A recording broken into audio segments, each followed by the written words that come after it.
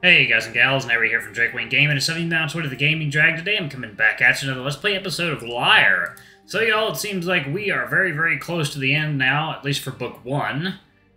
So I'm not sure how this is going to turn out. I'm hoping for the best, but this game has given us a lot of twists and turns that I have not expected. So anyway, y'all, let's go ahead and jump right back in. Alarm chain, you were up, and let's go. Alright. It feels like I'm already halfway across the first hill, but I don't look back to check. I just keep running. Adrius looks out over the wall, watching as Luvun runs just over the first small hill. He rests his hands on the barricade, almost leaning over it as he watches with keen eyes. He didn't think something like this would be so exciting. Knowing that there isn't much time left before he gets out of range, Adrius motions for the archers. Archers, to your marks! The archers stand at the ready, their longbows in hand. Knock! They knock their arrows, their bows clanking about as they do so. Draw! Adrius watches as Luvun comes into view, centered perfectly on the horizon. The archers draw their arrows, and before they can hold for too long, Adrius gives the command. Loose! Just as I make it past another patch of snow, something swiftly flies through the air behind me, landing a few feet to my left. It's an arrow. This is followed by more arrows landing in my general area, one of them landing a few feet in front of me, causing me to stagger to the right. Bastard! He's having his soldiers shoot arrows at me. I don't stick around to wait for another volley as I pick up my pace, trying to run even faster than I was before. My arms and legs are in so much pain, and the bottoms of my feet are on fire. I can feel the cold air rushing into my lungs. It stings like hell, but I keep running. Adrius watches the arrows land near Luvun, each one narrowly missing him. A rush of energy goes up his spine as it happens, and he turns to Liz, who is now by his side. She watches with a nervous expression, but he disregards this. Call for the headsman and tell him to begin riding out. I want to make sure he doesn't get too far away. Right away. Liz turns away to go and relay the information to a guard. Before Adrius can prepare his archers to let loose another volley, he notices that she stopped and is now staring over the edge again. This time, however, she's looking at the area just beneath the wall with a quizzical expression. Elizabeth, I'm not sure if you know, but that was an order. I think that order's already been carried out. Confused, Adrius runs to the edge of the wall and looks over. Sure enough, the headsman's mounted on a horse, wearing their dark cloak, having rode through one of the wall's... Oh, I know who that is! Having rode through one of the wall's exits. His axe rests at his side, ready to strike down Luvun with a single swing. He's riding awfully fast. Isn't that what you want? Her tone has a certain bitterness to it, but Adrius ignores her. Come now, Liz, this is the sport of kings. He doesn't deserve a quick death. Something isn't right. Adrius squints his eyes, watching the headsman ride across the field, snow and dirt kicking up beneath the hooves of their mount. From beneath their billowing cloak, Adrius notices the type of horse they're riding.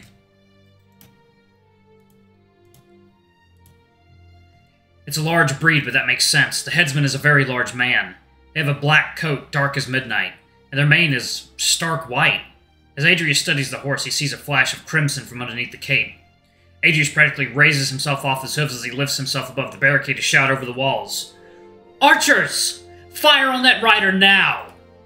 The archers begin to knock their arrows, and Liz rushes back to Adrius' side, throwing her hands in the air. Adrius, what are you doing?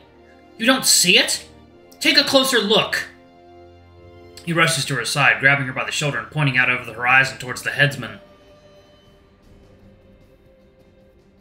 As I sprint across the fields, I try to focus on the horizon and the sky beyond, not allowing the arrows to slow me down. The clouds begin to part, the sun once again shines through the opening. The sky is made up of the brightest colors I have ever seen. Pink, yellow, and orange. The clouds are soaking these colors in as if it was paint. It gives me a feeling I don't think I've ever felt before. Despite how cruel this world is, with all of its faults, it's so beautiful. Just as I'm about to reach the top of another hill, I hear hoofbeats behind me. It's the headsman. The noise gets louder with each thud, and I feel my heart begin to beat faster than it ever has. Tigran, please. If you're there, I need your help right now. Sprinting faster than I ever have, I close my eyes as tears start to form. Like a child slowing down at the end of a race, I start to feel myself decline. No matter how hard I push myself, my body is starting to give out. To make matters even worse, I hear another barrage of arrows fly through the air behind me. My lungs feel like they're about to burst out of my chest as I continue to push myself up the hill. The bottoms of my feet are completely numb, and I'm starting to not even feel my legs. As I reach the top of the hill, I pray that one of the arrows hits me, putting out of my misery. But none of them do. Instead, they make their landing far behind where I am. Am I out of range? Do they simply miss? Luvun! I come to a stop and turn around. Yes! It's Lyall! At first I think I'm seeing things, but there he is, riding across the field. He throws off a dark cloak and tosses an axe to the side. It lands in the grass behind him with a thud and the head stuck in the ground. The horse he rides is bigger than any horse I've ever ridden. They have a black coat with a snow-white hair, and as they gallop faster, Lyall leans off to the left, holding out his hand. His armor is different, too. It's almost reminiscent of the armor he wore in that vision from the past. I see arrows rise in the sky, and behind him, and looking at his face, I know he hears them. Keep running!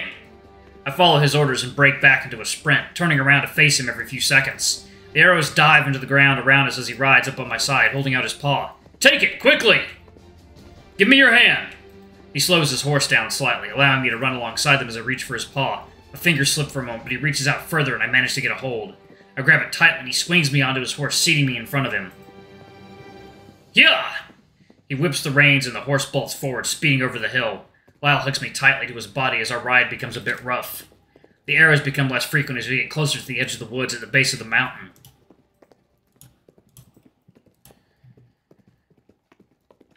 The sun sets behind the mountains, and for the first time in weeks, I feel safe. Ha! Fuck you, Adrius!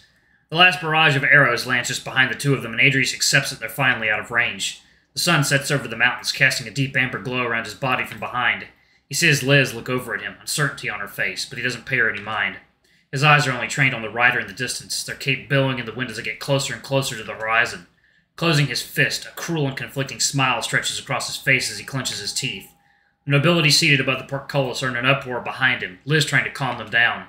Some of them are clearly upset with the way this execution is playing out, but others try to quiet them, saying that this is a tradition. Adrius lets out a sigh of relief and turns to Liz. Liz, the hunt isn't over yet. I've managed to bring the beast out of hiding. We've granted them the prospect of hope. Now is when things get interesting. Send out the Heart's cavalry.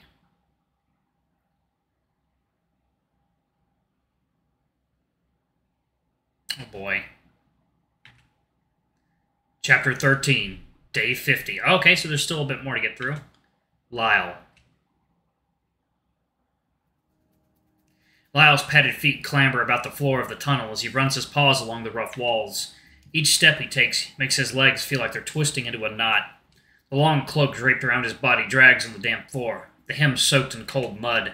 The long, dark cape underneath also becomes lined with a damp stain as it's pulled across the wet surface. Hiding all over the castle and town has been a struggle in his body, not having eaten in days and barely getting any sleep. Still, his face is determined and his stature looks as strong as ever. The armor underneath his shroud isn't as heavy as the ornamental set he wears when stationed about the castle, which helps with getting around in the cramped tunnel. With every stride, his pace becomes faster, almost like when one would be excited for something around the corner of a long hall, and as they round it, they feel like they forgot how to walk. But instead of being excited, Lyall was filled with anxiety and fear. He overheard the guards. He knows what's going to happen. The cruelty of it all. Lyall had only ever read about such events like this in books, but to think Adrius would reenact such a thing. In the dark, he can see the door at the end of the tunnel approaching him. Barely visible cracks of light shine from around the door, and Lyall rushes to it in a desperate manner. Timing what he has planned is risky and almost impossible, but it's better to be early than too late. And yet, he stops as he reaches the door, one paw resting on the handle, keys in the other. What he's about to do is very dangerous, but thinking about what would happen if he doesn't even try forces him to shove the key into the hole and pull on the handle. At first, it doesn't budge, which sends a slight wave of terror through his body. But after pulling harder, he throws the door open and steps into the western great hall, close to the kitchens. Second, y'all. Water time. Alright, ladies and gents, we are back. Okay. Alright. As his bare feet touch the cold stone floor and the door closes with a thud that echoes up the corridor, Lyall prepares himself for what's about to happen. He breaks into it a fast walk down the hall, heading straight ahead. As he passes a few junctions, he notices a few people walking by to the corner of his eye. They don't pay him any mind. His face is covered by the hood of his cloak, and with a thick scarf wrapped around his muzzle. To anyone else, he looked like he just came from outdoors, less suspicious and more like he was just dressed for the weather. It also helps that he's not the only male above average height wandering the castle. When he's around Liz, Adrius, or Leif, he certainly stands out, but he blends in everywhere else. The hall bends and turns into a storage room as he stands over a wooden balcony, stares to his right leading down to the main floor. Barrels of supplies and tools are strewn about with chairs and boxes stacked against the walls. He's tempted for a moment to take some of the tools, but everything in the bag slung on his back should help for now. It's better to travel light. There's a few servants who appear to be milling about, but Lyall pays them no mind. He quickly descends the stairs that break beneath his feet, making his way to the ground below. Some of the servants look at him, but don't raise concern. He moves past them to the end of the room, which leads to a small hallway. He's taken this route many times, but it's usually more crowded and lively. Once he reaches the end of the hall, he emerges into a room just outside the courtyard where the stables are. There's saddles and water buckets placed around the room, and it's a lot more clean than he remembers. Lyall's heart sinks, and before it can hit the bottom of his stomach, the guard assisting the headsman spots him. It's the lynx that was in Luvun's cell when he came down into the dungeons to get him. They're standing on the other side of the room, the headsman carrying a saddle. The door to the courtyard is off to his left, but Lyall's already been seen. There's a look of shock and confusion on his face for a moment, but it quickly turns into a look of fear. The captain! Lyall brings his voice to a sharp whisper. Listen to me.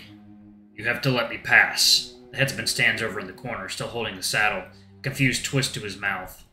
Lyall looks back at the guard, his paw grasping the hip of it, the grip of his sword. I don't mean to... Before Lyall can finish his sentence, the guard rushes forward, but instead of going for Lyall, he runs for the door. His paw is placed firmly on the grip of his blade. It's the captain! No! Lyall draws his sword, the Vekrite blade ringing as it slides out of the scabbard.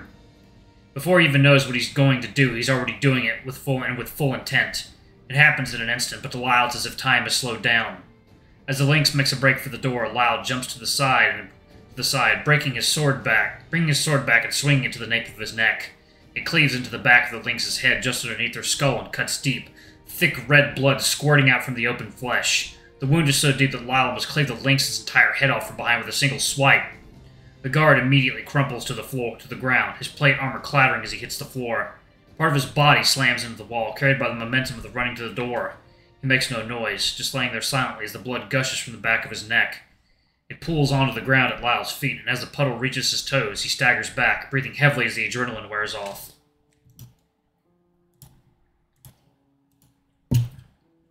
He just took a life. For the first time in all his years of living, he finally had to kill someone. Or did he have to? No, there wasn't any other way. He wants to cry or shout, but he can't do any of that. If he were to stop and think too hard about any of this, it could mean life or death for both him and Luvun. He thought he was prepared to take a life in order to make this plan work, but he wasn't. Nothing prepares you for that. Training to be a soldier, a squire, a knight. How could anyone ever be prepared for something like this? Lyall wants to retch onto the floor, but his stomach is so empty that he feels like nothing would come out. Lyall looks up at the headsman, expecting him to run or even attempt to cut him down. The headsman just stands there, staring at Lyall with a concerned face. Nothing pitiful, but it's definitely not the face of a man pleased with what's happened. Lyall swallows, his mouth dry as he addresses the headsman. Do you mean to stand in my way as well? His heart is banging away against his chest as he can feel his plans crumbling to pieces. The headsman stares back at him, his golden eyes shining like the moon as he stands there silently. A sad smile graces his face as he grips the handle of his great axe, holding it out in Lyall's direction. I am a tool for the Justicar. He pauses, taking a step back. But above all, I am a servant of Tigran. I will not stand in your way, Lyall Reed. Ooh. Well. How the plot thickens. Luvun. Oh, Jesus. I'm gonna pause it right there, y'all. Thank y'all so much for watching. Don't forget to like, comment, subscribe, ring that notification bell, and check out our Patreon if you can. It always helps. Before I go, I'm going to give a quick shout out to our lovely bronze tier patrons. Thank y'all for all you do for the channel. We greatly appreciate your support. Thank you to our silver tier patron, Cade Silverman. Thank you for going a bit above and beyond. It's greatly appreciated. Anyway, if y'all want to get your names and credits, get access to all of our not safe for work content as little as $5. Alrighty, I love you all. I'll see y'all in the next video. Bye-bye!